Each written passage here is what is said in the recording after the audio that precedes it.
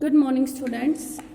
Today we will discuss about most probable velocity. We will derive this most probable velocity that is given by alpha. हम इसका आज derivation करेंगे. We will derive the formula that is alpha is equal to under root 2 RT over m.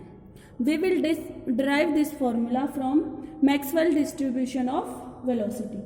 That equation was given by dnc over n is equal to 4 pi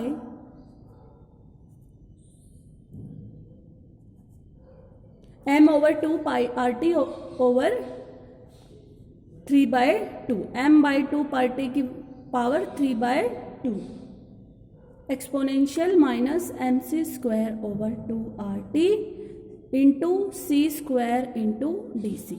ये equation आपको मैंने बताई थी in Maxwell distribution of velocity that d N c over N यानी molecules having velocity between c and C plus d c is equal to 4 pi m by 2 pi R T raise to power 3 by 2 exponential minus M C square over 2 R T into C square into d सी. इसी equation को जब plot किया था Maxwell ने, यानी ये क्या बना दी थी उसने, डीसी को भी इधर लेके गया था, तो ये क्या हो गया था, probability of finding electron particle between velocity C and C plus DC. Clear है. नाउ वी विल, ये डीसी को भी उस तरफ ले गए थे, तो ये क्या आ गई थी आपकी प्रोबेबिलिटी. इस प्रोबेबिलिटी को लेके अब हम आपकी वेलोसिटीज डिराइव करेंगे. First of all we will derive most probable velocity, then we will derive average velocity and then we will derive the formula of root mean square velocity. Now अब हमें क्या चाहिए, most probable velocity क्या थी उस curve में. ये जो आपका कर्व था इसमें जो हाईएस्ट वैल्यू थी वेलोसिटी की वो क्या थी आपकी मोस्ट प्रोबेबल वेलोसिटी. यानी ये कर्व, क्या कर्व के नीचे का जो पार्ट है ये क्या है, number of molecules having that particular speed. ठीक है, तो नंबर ऑफ मैक्सिमम नंबर, जहाँ पे आपके मैक्सिमम नंबर ऑफ पार्टिकल्स हैं, that velocity is called most probable velocity. Most probable velocity की डेफिनेशन क्या थी, velocity possessed by maximum number of molecules, कि जितने भी मॉलिक्यूल्स हैं उनमें से मैक्सिमम मॉलिक्यूल्स की जो वेलोसिटी होगी वही क्या होगी आपकी मोस्ट प्रोबेबल वेलोसिटी. ठीक है. Now we have to find out the maxima of this curve. इस कर्व का हमें मैक्सिमा फाइंड आउट करना है बाय दिस इक्वेशन. ठीक है, उसके लिए हम क्या करेंगे, we have to apply condition of maxima and minima. ठीक है, इसके लिए हम क्या करेंगे, we will differentiate right hand side of equation number 1. Differentiate right hand side of equation number 1 with respect to C. C क्या है आपकी वेलोसिटी, वेलोसिटी है मॉलिक्यूल्स की, and equating the result equal to 0. Result को हम क्या put करेंगे, equal to 0. जो हम ये डिफरेंशिएट करेंगे कर देते हैं डी बाई डी सी. इसको हमें डिफरेंशिएट करना है 4 pi m over 2 pi R T raise to power 3 by 2 exponential minus M C square over 2 R T into C square, और इसको क्या पुट करेंगे, इक्वल टू 0, ताकि हमें क्या मिल सके, ये maxima of this curve, and maxima of this curve is most probable velocity. Clear है. अब डिफरेंशिएट करेंगे. डिफरेंशिएट करने के लिए सी के साथ हमें विद रिस्पेक्ट टू सी, तो ये सारी चीज क्या है देख सकते हो, pi is constant, 4 is also a constant, M molecular mass of particular gas is constant, R is gas constant at a particular temperature, हम उसको स्टडी करेंगे. तो ये सारी टर्म क्या है, कांस्टेंट. तो कांस्टेंट को आप डिफरेंशिएट नहीं कर सकते, ये आपका कहाँ जाएगा, ब्रैकेट के बाहर. We will differentiate only this term D by D C exponential minus M C square over 2 R T into C square is equal to 0. अब आपके पास क्या है, D by D C, and differentiate करना आपको इस टर्म का. इस टर्म में एक टर्म ये है, एक टर्म सी स्क्वायर है, यानी 2 टर्म है. फॉर्मूला डिफरेंशिएशन का क्या है कि अगर हम डिफरेंशिएट करते हैं 2 टर्म को, जो कि मल्टीप्लाई में है, then we will get D. एक का डिफरेंशिएट करेंगे, दूसरी को कांस्टेंट रखेंगे, प्लस जैसे अब हम यहाँ पे क्या करेंगे, we will differentiate A and B will be constant. Then we will differentiate b and a will be constant.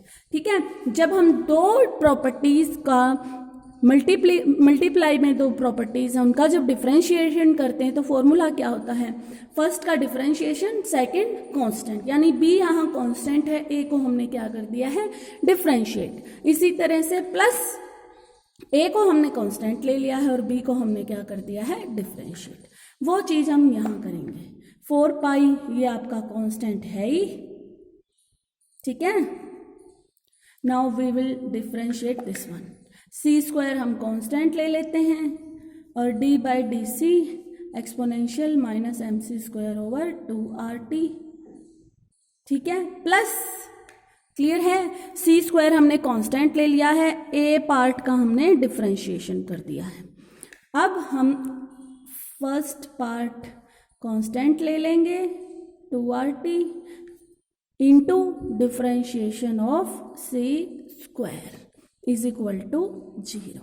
Clear है, यहां तक देखो हमने क्या किया है, दो टर्म्स है मल्टीप्लाई में, इनका डिफरेंशिएशन करना है। हमने सी स्क्वायर को फर्स्टली क्या लिया है constant and we will differentiate D by D C into only exponential minus M C square over 2RT, plus हमने फर्स्ट टर्म को कांस्टेंट ले लिया है और सेकंड टर्म का क्या कर दिया है differentiation, d by D C C square. Clear है, that will be equal to 4 pi m by 2 pi RT आपका यूं का यूं रहेगा, ठीक है। नाउ सी स्क्वायर आपका कांस्टेंट है ही and we will differentiate this d by D c, we will differentiate this d by D C exponential minus M C square over 2RT। Exponential का जब डिफरेंशिएशन करते हो तो क्या आता है, एक्सपोनेंशियल सेम एम सी स्क्वायर ओवर 2RT इंटू इसमें जो M C square over 2RT है, इस टर्म का हम क्या लेंगे फिर डिफरेंशिएशन, इसको हम क्या करेंगे डिफरेंशिएट। क्लियर है, plus exponential minus M C square over 2RT into D by, यहाँ पे क्या था D by D C C square, C square का डिफरेंशिएशन क्या हो जाएगा 2c। क्लियर है, and it will be equal to 0। आगे चलें तो क्या आएगा, ये यूं का यूं 4 pi m by 2 pi RT raise to power 3 by 2। Clear, c square exponential minus M C square over 2RT into यहाँ m बाई 2 पाई RT का कोई डिफरेंशिएशन नहीं होगा तो minus m by 2 pi 2RT बाहर ले लेंगे हम, ठीक है, और सी स्क्वायर का डिफरेंशिएशन वही into 2c plus 2c into exponential minus M C square over 2RT is equal to 0।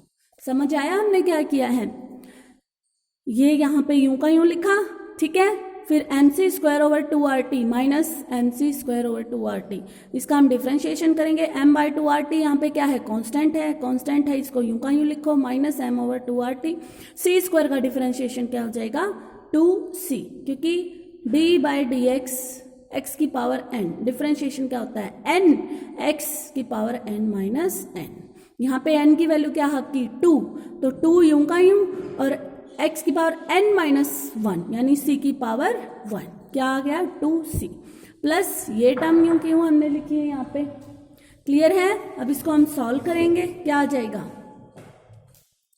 m 4 pi m over 2 pi RT raise to power 3 by 2, 2c into C square क्या हो गया आपका 2c cube.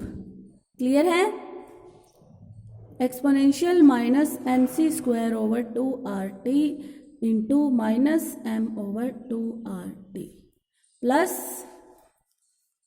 यहाँ पे 2c into exponential minus M C square over 2RT।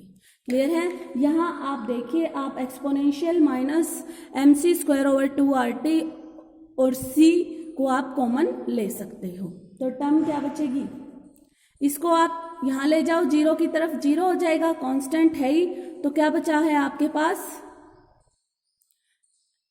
Exponential minus M C square over 2RT into 2c। Clear है, ये 2c भी आप कॉमन ले सकते हो, तो अंदर क्या बचा 1, ये कॉमन ले लिया तो क्या बच गया 1 माइनस ये सारी टर्म बच गई, सिर्फ ये, ठीक है 1 माइनस mc², क्योंकि 2c आपने लिया है तो c² बच गया, mc² over 2RT is equal to 0। Clear है बेटा?